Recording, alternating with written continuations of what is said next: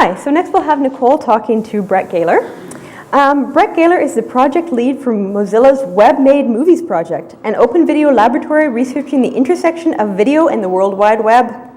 Before working with Mozilla, Brent directed the award-winning documentary RIP, A Remix Manifesto, created open-source-cinema.org, helped found homelessnation.org, and was a key creative at the Montreal-based production house I Steal Film. Brent lives on an island with his family. We're not going to tell you which one, though. So, Nicole, over to Brent. Hi, Brent. Hello. It's awesome to see you.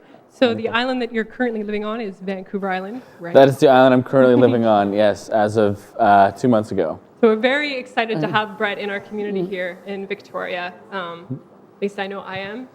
Brett's worked on some pretty incredible projects. And before we jump into learning a little bit more about what he's doing at the Mozilla Foundation, can you tell us a little bit about RIP, a Remix Manifesto, and give us your sort of one-line pitch on that? And I was never good at one-line pitches. I will try and keep it short, though. But it was a documentary that I made over about 6 years about the sort of conflict between copyright holders and remixers. And it was this, we followed a character named Girl Talk as he was kind of started as a really small remix artist and got quite famous over the course of making the film. And it was really exploring this, like, how do we make sense of copyright law in the age of the internet? And tell us a little bit about the website for that project and how people got involved with it. Yeah, so, you know, a big part of the message of the film was that the internet sort of returns us to a folk culture, you know, where everybody can create. And so we wanted to try and walk that talk in making the film, so we allowed people to upload footage as we were making the film, but also to sort of remix the film as we were creating it. And then they would send us back their short remixes, and we found ways to include those in the final film.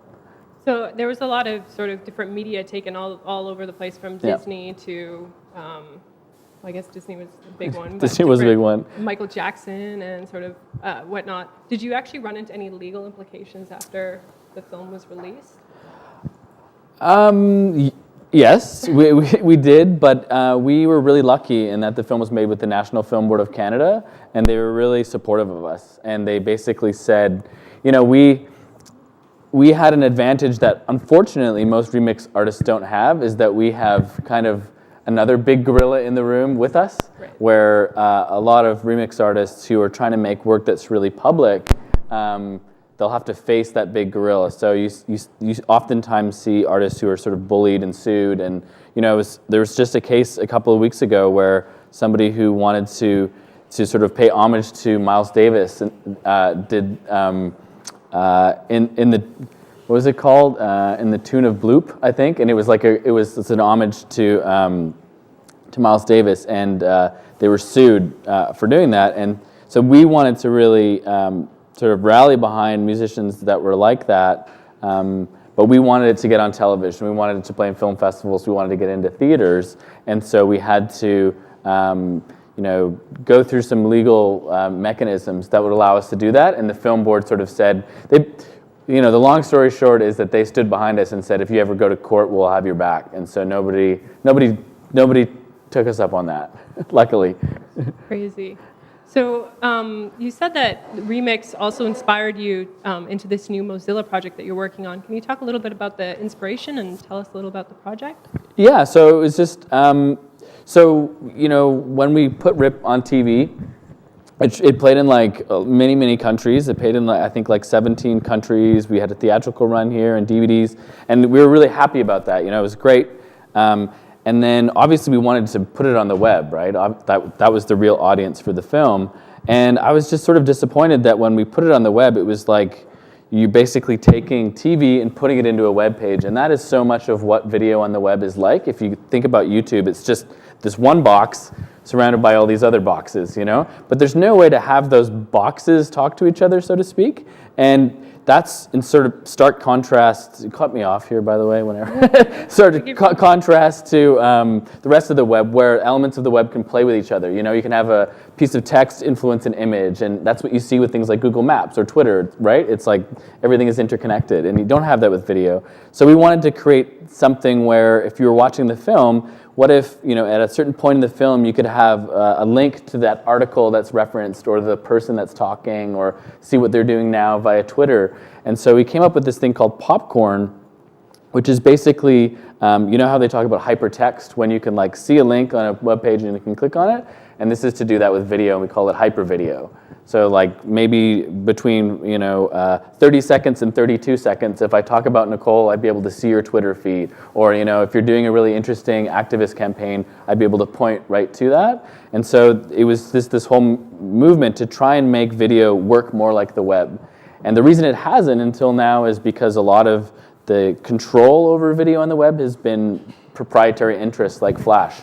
And so I was asked by Mozilla, who make the Firefox browser, to try and innovate in that area and play around and muckrake a little bit. So how did you end up getting in front of Mozilla? Did you actually pitch to them, or? At a bar, I think. It's a place like the Sunset Room. It was at the Open Video Conference in New York that they had been put on, and Mozilla was interested in technically innovating in the browser, but I actually talked to them and said, these aren't really benefiting filmmakers and people who are trying to create stories with this. And then they sort of said, well, I dare you to try. So. Well, I think one of the great things that you're doing is you're really bringing context and relevance into film, which I think it's pretty groundbreaking to be able to talk about something and have a link or whatnot that would then link into something that would give you greater context, as opposed to having to sort of discuss something that maybe shouldn't be in the film. It's just kind of another piece of trivia. Right, and I think it works both ways too, because what filmmakers and artists are really good at is sort of providing a lens at something that's really complex. So, the web sometimes feels like just really sprawling, and how do I make sense of all this information? Well, one really great way that writers do or painters do or any artist does is provide a lens and just say, let me take you on a journey through this. And so the web needs some of that storytelling, I think. So as a filmmaker, it sounds like you're pretty big into technology as well. How important would you say technology is right now for filmmakers, given the new changing media landscape? I think it depends. Some filmmakers will always want to just use celluloid and maybe they love the tactile, but for me, it's always been really exciting because the web is just always sort of innovating so quickly that, it's sometimes we forget that it's only sort of like 15 years old in terms of popular consciousness. And so for me, what it's great about it is, it's something that you are meant to influence. The web, we forget that the web is not passive and it's not a medium of consumption. It's something that you are meant to actively have agency in. And so the web's exciting for me and for other filmmakers, I think, because if you really try and you really push at it, you can not only carve out an audience and a niche, but you can influence the entire direction of the technology. And that's something that's not true of television, Definitely, and you have a lot wider audience to work and play with. Yeah, and the industry is changing so much that I really think, and especially for doc, I think, there's just a really neat opportunity here to, it's like we're the underdogs. Like, yeah, we're the underdogs. Let's find different ways of distribution and production. So if you close your eyes and kind of just think of, an ideal scenario of a project that you could work on to kind of show this to light, what would the project look like? And how would you sort of use the technology? Yeah, that's always like the blank canvas that's in front of me in the morning. But right now, I'm really interested in actually things that almost feel like games. So it's like, in a game, you make choices, but you're not in control, right? So video games where there's a clear authorship, but you're meant to actually change some of the world. So for instance, we're like a choose your own adventure. Yeah, I know, and that's always the thing that I think about, but it needs to feel more natural than that. But one of the properties that we're interested in working on is a book by Cory Doctorow, who's a science fiction author, and he runs this site called Boing Boing, and it's called Little Brother, and it's set after a terrorist attack in San Francisco, and the